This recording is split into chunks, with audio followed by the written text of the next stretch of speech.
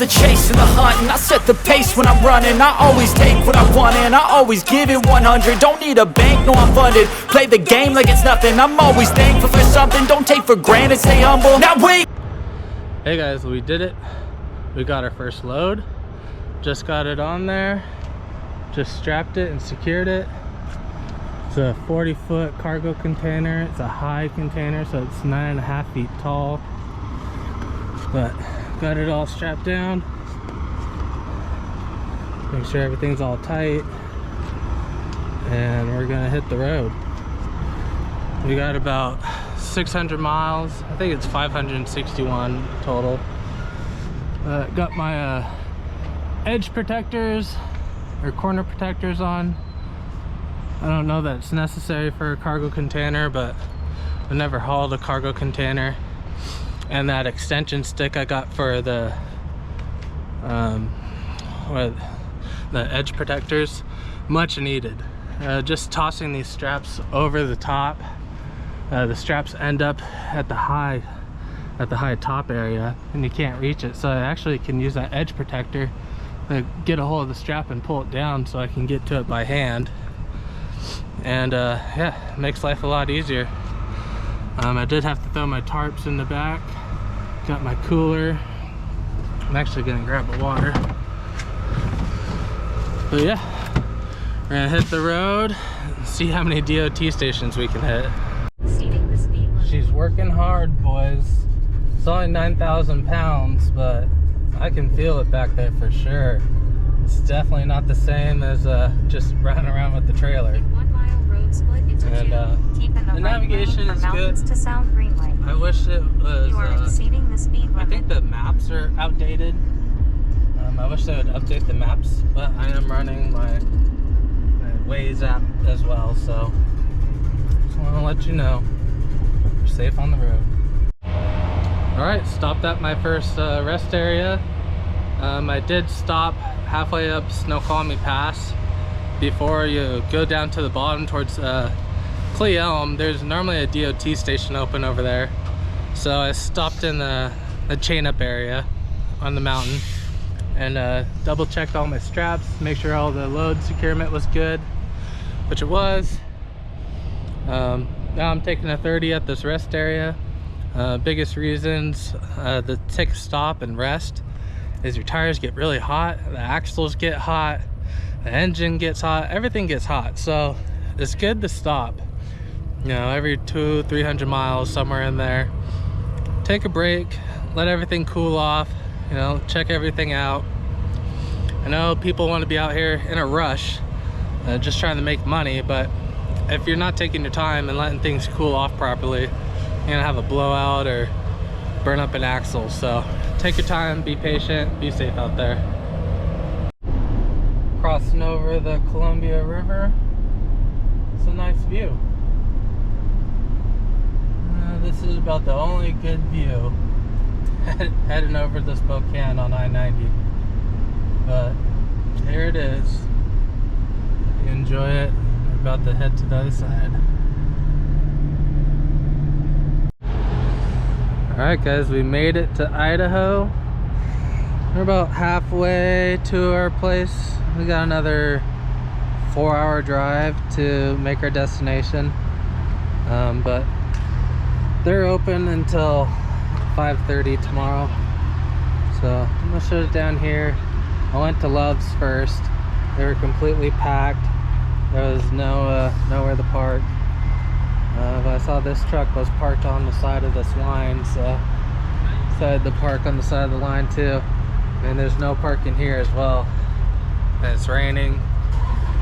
It's 6 o'clock, so I don't know if this is normal. But I guess we gotta start work early because these parking lots fill up quick. So I did my best today to try to run out the clock for my drive time, but only got 7 hours. And I just remember last time I was over here in the Spokane area, when I picked up my trailer, the people inside Love said that the parking lots fill up at like 5 o'clock. And I was like, yeah, that's probably not right. But no, they're serious. These parking lots fill up at 5 o'clock. So I found a spot, so I'm gonna shut it down. But I'm gonna be better. I wanna do my best to run out the clock every day, to optimize my time and money. So I'm gonna drop off that load tomorrow. I don't have a load booked quite yet. I'm gonna get on the load board now and see what's out there, and tomorrow morning call and secure it. It's 6 o'clock, so I'm not sure that they're open right now, so I'll try to find something and get it booked for tomorrow's Tuesday, so probably pick it up Wednesday, depending on how far away it is from my drop. As a review of my first experience towing with this truck, it's actually really smooth.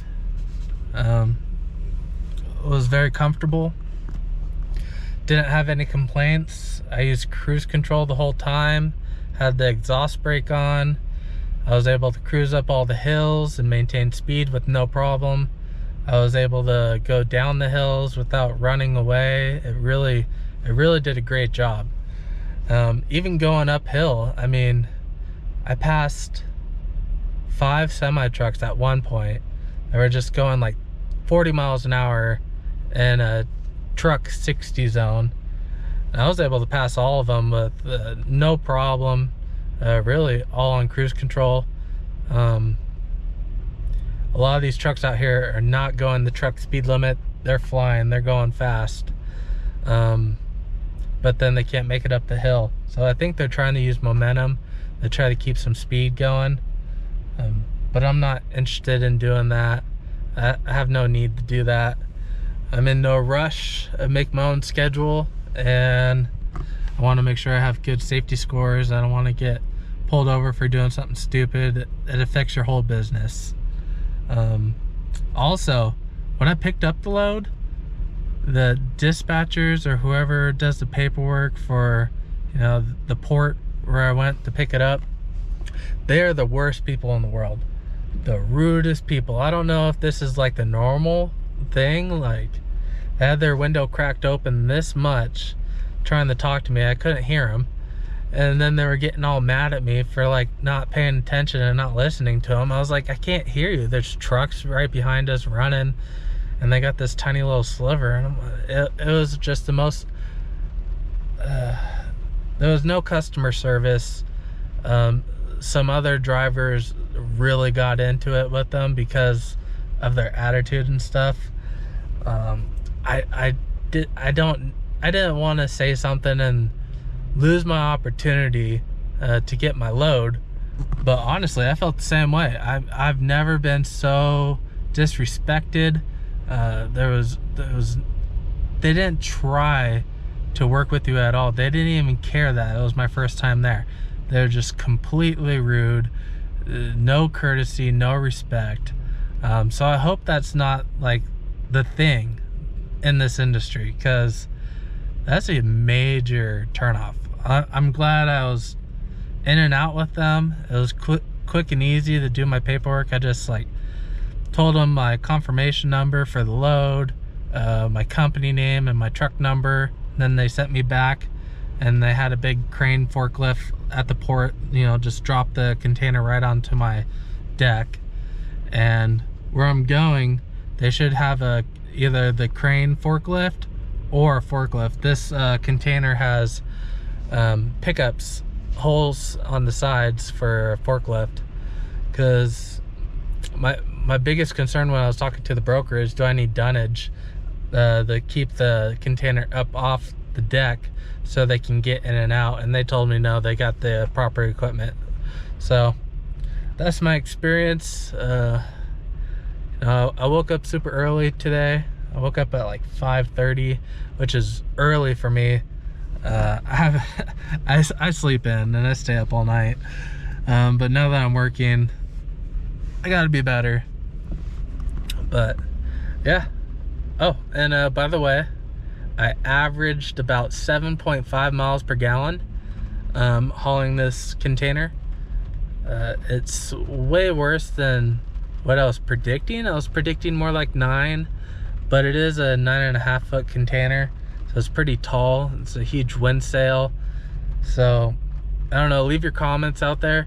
Is it the big windbreak that it's causing me to get bad gas mileage, or should I kind of expect to get bad gas mileage when towing anything?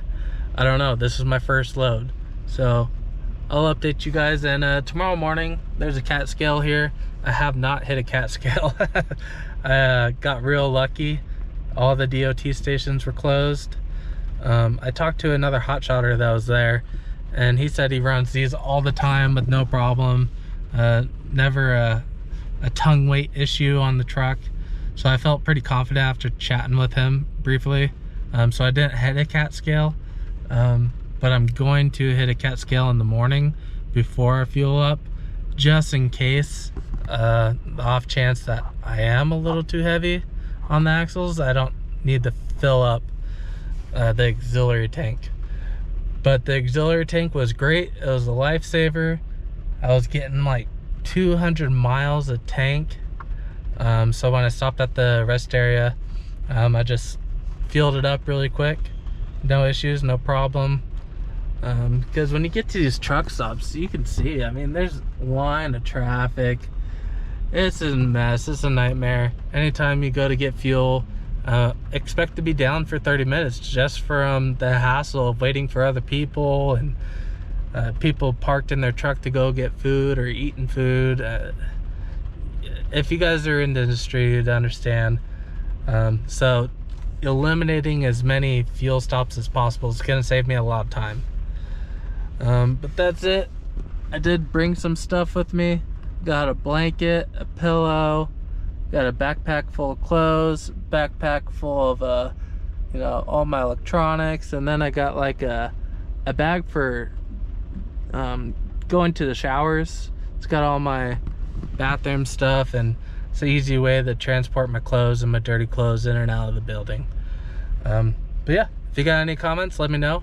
Hit a like, subscribe, and hit that notification bell so you're notified of all my videos.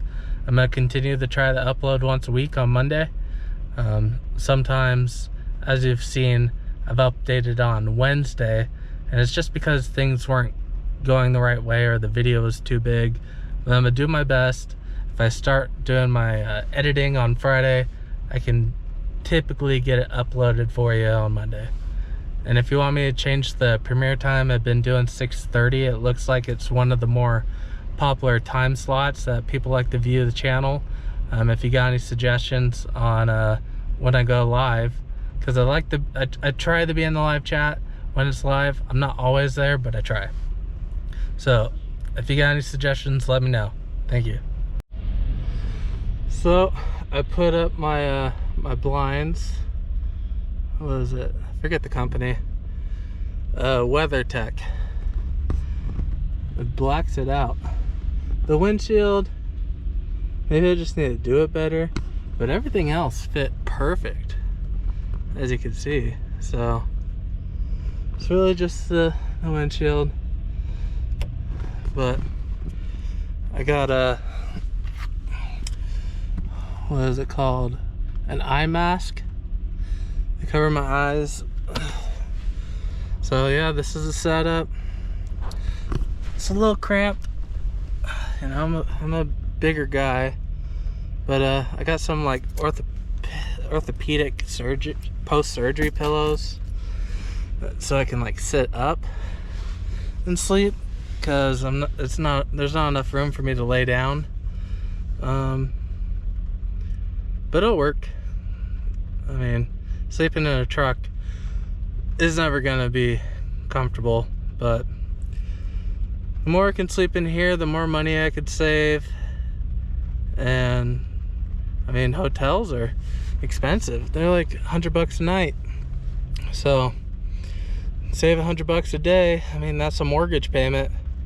And I sold my house, so I don't have a mortgage payment. So I'd rather not spend a bunch of money on hotels, but I will get hotels. I'm gonna try to sleep in the car or in the truck for 2 days, and then have a night in a hotel, then 2 days, have a night in a hotel. Something like that, I think will work just fine. Gotta find a compromise. But yep, I'm gonna call it for the night.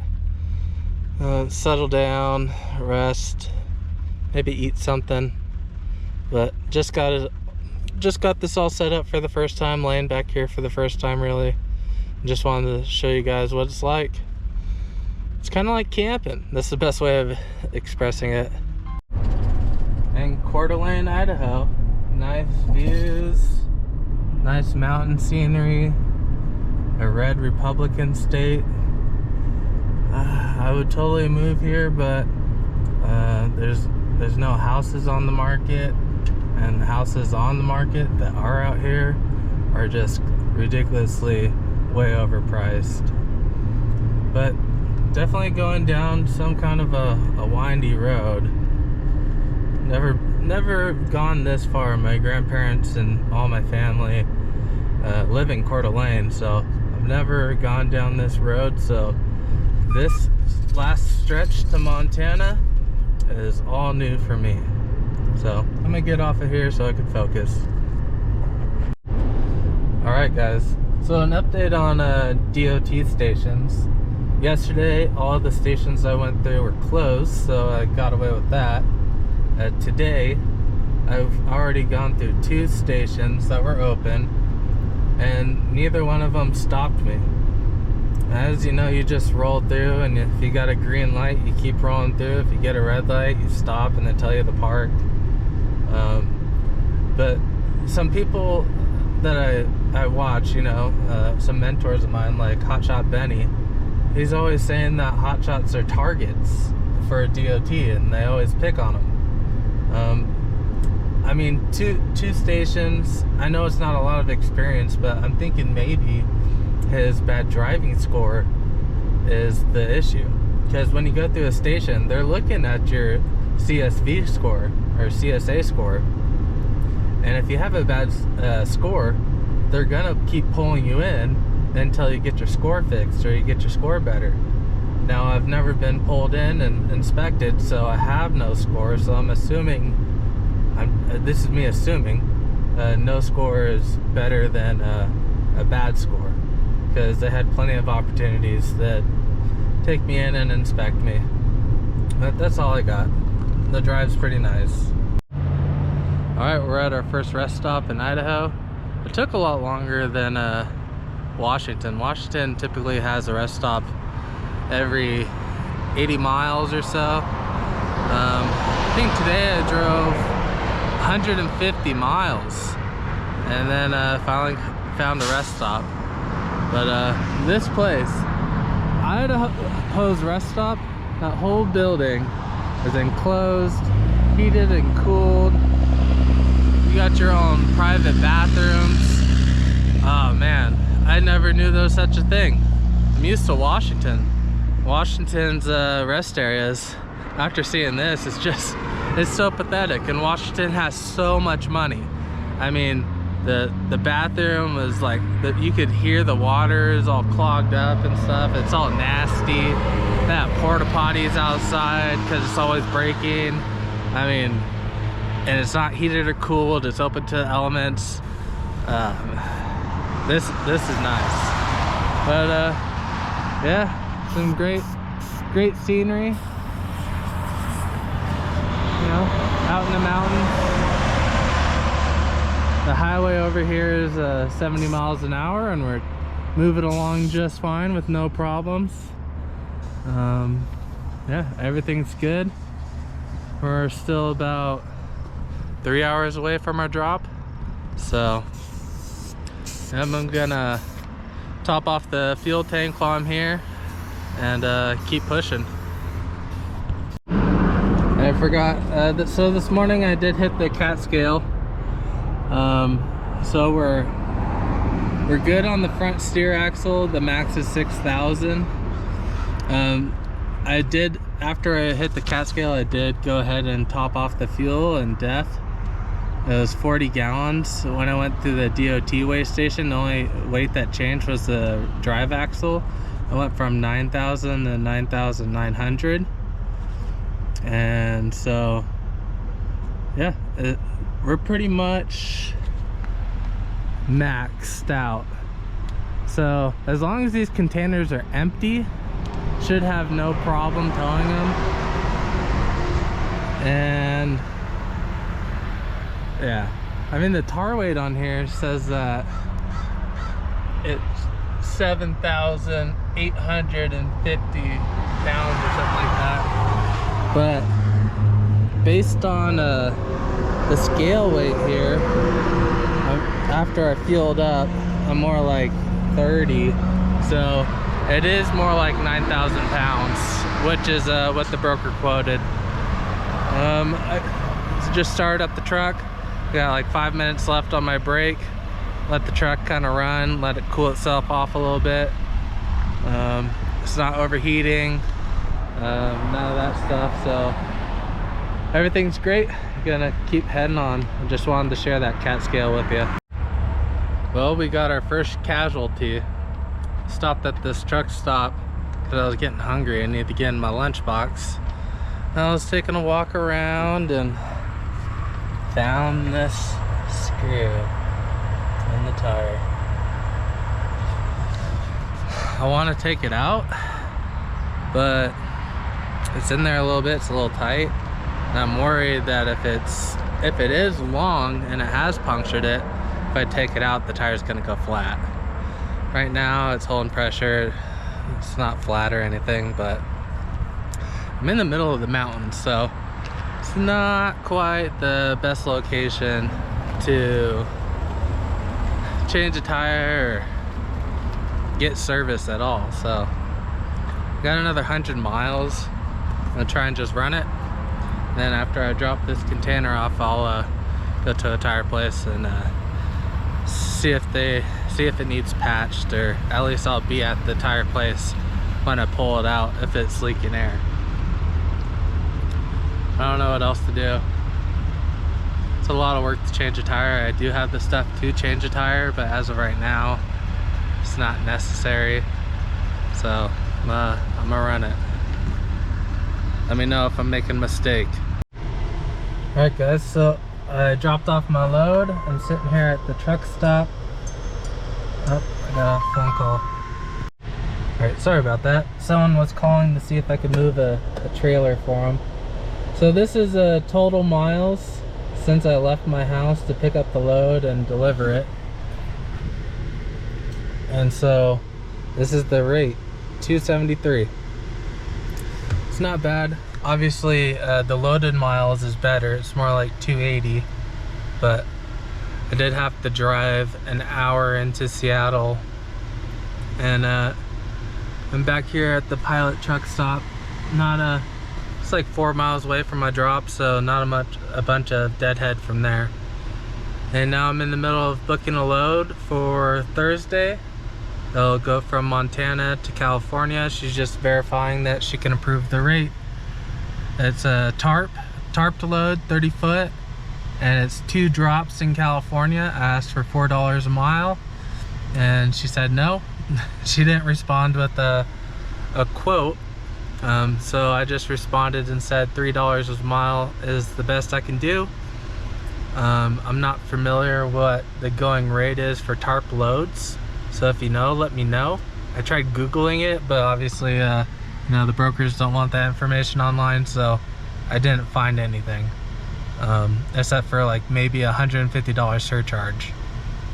So yeah, leave a comment below and I'll update you when I get my next load. Thanks guys.